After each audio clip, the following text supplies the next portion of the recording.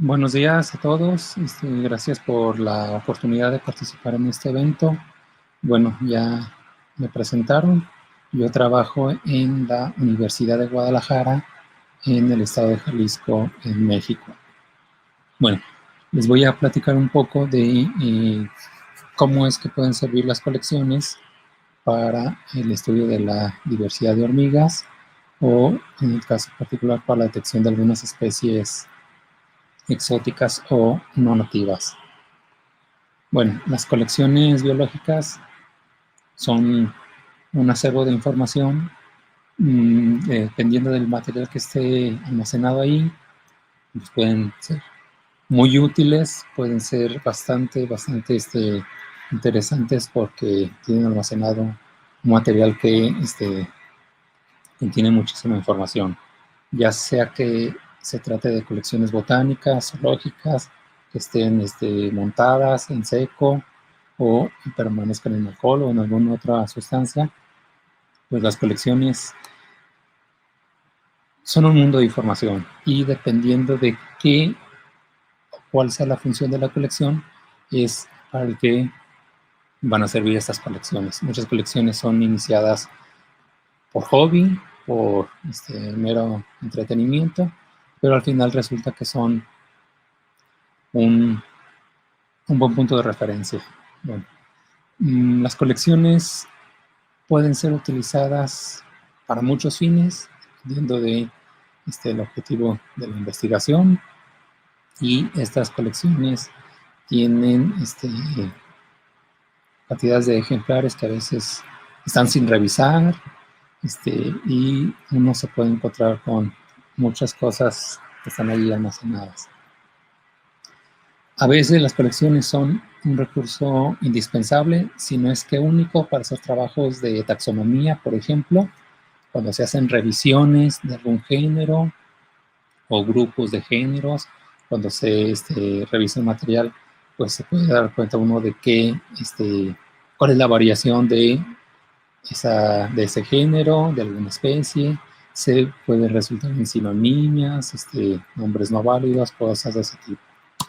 También son utilizadas para trabajos ecológicos, ya sea que se hagan estudios sobre el paisaje o se hagan redes de interacción, en este caso especies de hormigas con sus interacciones con plantas. Se pueden hacer estudios de biogeografía para saber en dónde están las hormigas, cuáles son los patrones que siguen respecto a ciertas variantes, o simplemente cuál es su punto de localización. También sirven para hacer estudios de filogenia, es decir, para conocer las relaciones que tienen algunos individuos del grupo de estudio, cuáles son los grupos basales, los ancestrales, derivados, etc. Y recientemente pues se hacen estudios sobre morfometría. Si están bien cuidados los organismos, pues son útiles para este tipo de trabajos, ya sea morfometría geométrica o tradicional, o una combinación de ambas. También nos ayudan a entender el cambio climático. Muchas veces la información que tienen las etiquetas de los ejemplares, pues nos dice en dónde es que se encuentran y en qué momento su distribución empieza a cambiar hacia una latitud u otra.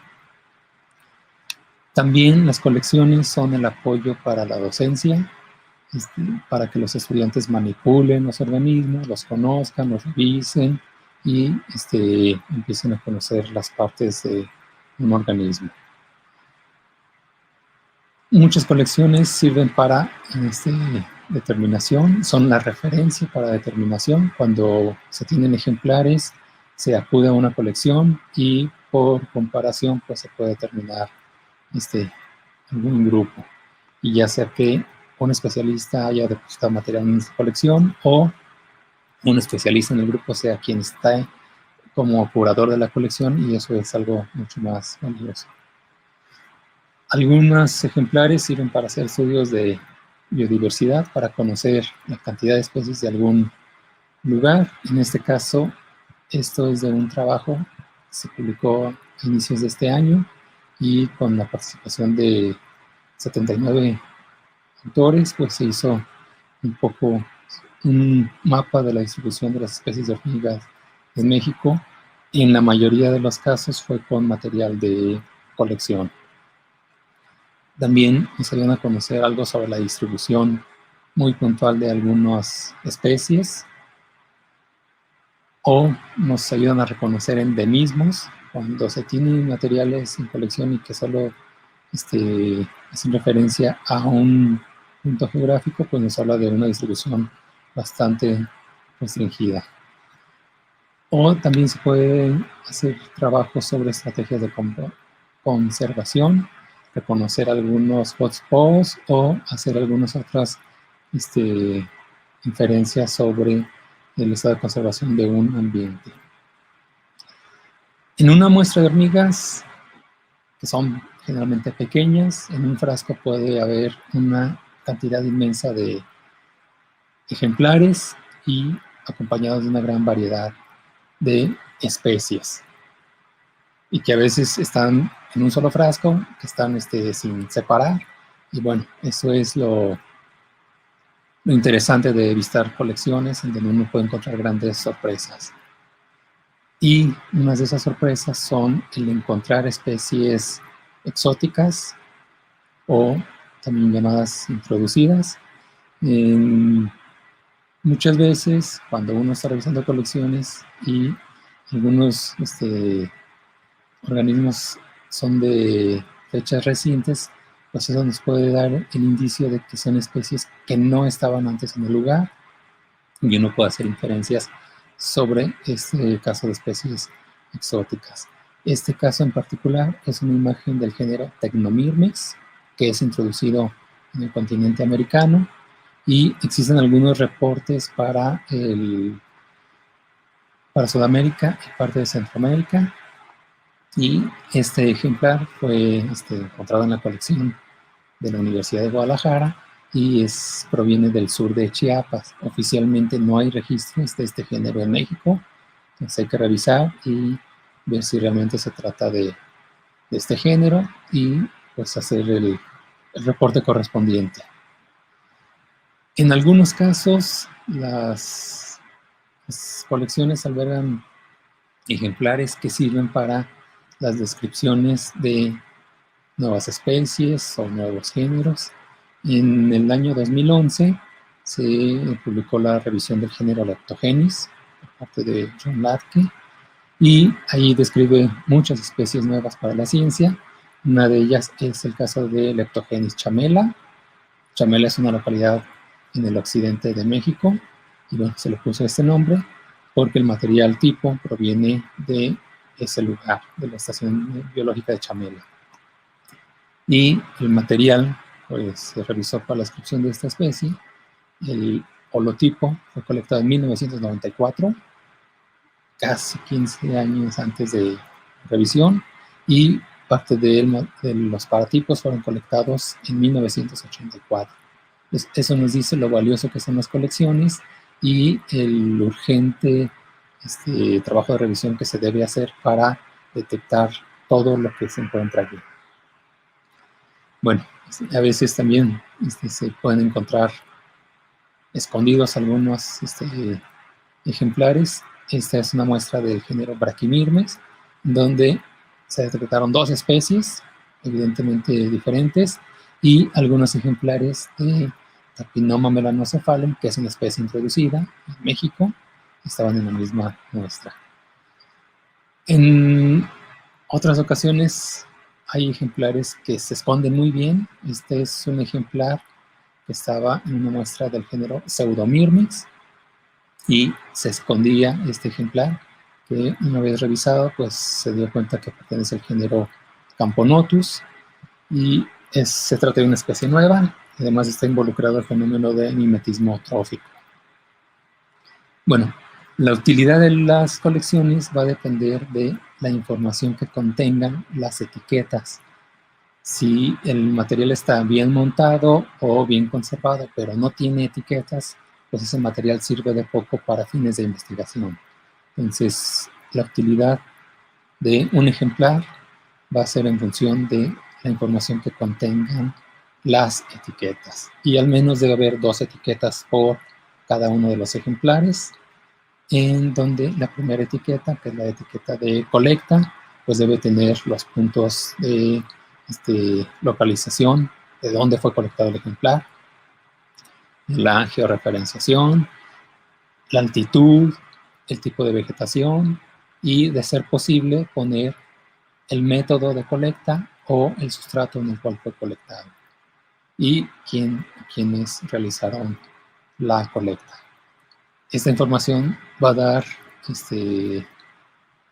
dar mucho a quienes estén revisando los ejemplares de esa colección. La segunda etiqueta que acompaña a los ejemplares es la etiqueta taxonómica. En muchos casos no se tiene esta etiqueta, pues el material no ha sido revisado y no se sabe a qué pertenece. Bueno, esa etiqueta debe tener la especie o cualquier otra categoría taxonómica a la que se pueda llegar, el descriptor y año de descripción y quién hizo la tarea de determinación y en qué momento. Pues con esta información, quien revisen los ejemplares, pues van a poder hacer muchas inferencias sobre estos organismos. Si, además de la colección en físico, las imágenes de los ejemplares se pueden digitalizar, y bueno, ahora con tanta tecnología pues se pueden obtener muy buenas imágenes y de varios ángulos de un ejemplar, más la disponibilidad de contar con una base de datos, ya sea en Excel o en algún programa especializado, de toda la información de las etiquetas, más algo extra que se pueda tener en la bitácora, pues esa información va a ser muy útil para quienes acudan a una colección. Pero si las imágenes y la información de las etiquetas se digitaliza y se pone disponible y de acceso abierto para cualquier interesado, pues eso es mucho más útil para los investigadores. Se realiza una búsqueda en internet y se pueden tener mucha información. Y bueno, haciendo referencia de nuevo a las etiquetas, que al menos 2 etiquetas acompañen cada ejemplar, que estén lo más completo posibles, y estas etiquetas o esa información ya digitalizada junto con imágenes, pues que esté disponible en bases de datos libres, gratuitas, de acceso abierto, para que cualquier persona en cualquier parte del mundo pueda disponer de esta información solo con un clic. Perdona, Miguel. Sí, sí, gracias, ya voy a terminar.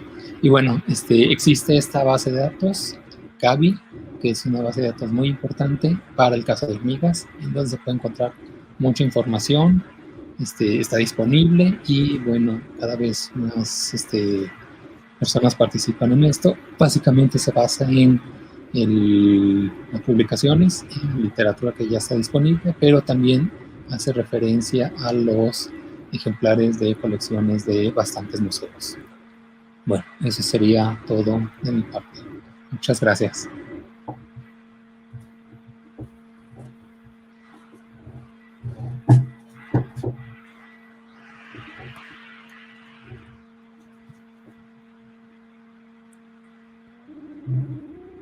Bueno, pues muchas gracias, Miguel, por la charla. Dobles gracias por haberla hecho a estas horas en tu país, que tiene más mérito. Y bueno, pasamos a la sesión de preguntas, a ver si de momento, a mí por lo menos no me aparece ninguna pregunta aquí. Pero vamos, seguro que hay gente que la tiene, así que... Bueno, si tenéis alguna pregunta, ir animándoos a hacerla y se las vamos preguntando a mí.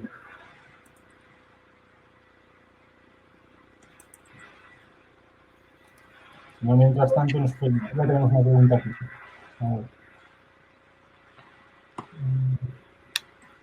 Rubén pregunta, ¿quién mantiene las colecciones de los museos? Pues la tarea principal es del curador. El curador es quien debe darle mantenimiento a las colecciones. Si están en seco, verificar que las condiciones del lugar sean adecuadas, la humedad, la temperatura, la luz, etcétera. Y si están en alcohol, pues renovar constantemente el alcohol. Y a veces las funciones del curador son solo de mantenimiento del material físico, pero quienes hacen una labor de la determinación, de la clasificación, la separación del material y demás, pues a veces son los especialistas que acuden por el interés de algún grupo en particular, cuando se están haciendo trabajos ya muy en específico. Bueno, una colección bien curada pues es útil para muchos investigadores, y una colección que ha sido revisada o ha sido visitada por investigadores, por especialistas de varios grupos, pues es mucho más útil porque está debidamente ordenada y clasificada. Vale. Carolina París también pregunta, buenos días, Miguel, ¿en qué estado está la extracción de ADN de especímenes muy antiguos? Estoy en el estado de Jalisco, que es el... Pregunta, ¿en qué estado están la extracción de ADN de los especímenes muy antiguos de la colección? ¿En Si qué quieres, estamos? si abren la sección de Ask a Question, también puedes leer las preguntas. Sí. ¿En qué está? Pero bueno, te la repito. Buenos días, Miguel. ¿En qué estado está la extracción de ADN de especímenes muy antiguos? Se puede hacer extracción, pero depende de cómo hayan sido sacrificados los organismos, en qué líquidos se hayan conservado antes de pasarlos a la colección. Si fue en alcohol al 96 o alcohol absoluto, pueden ser útiles algunos, no todos.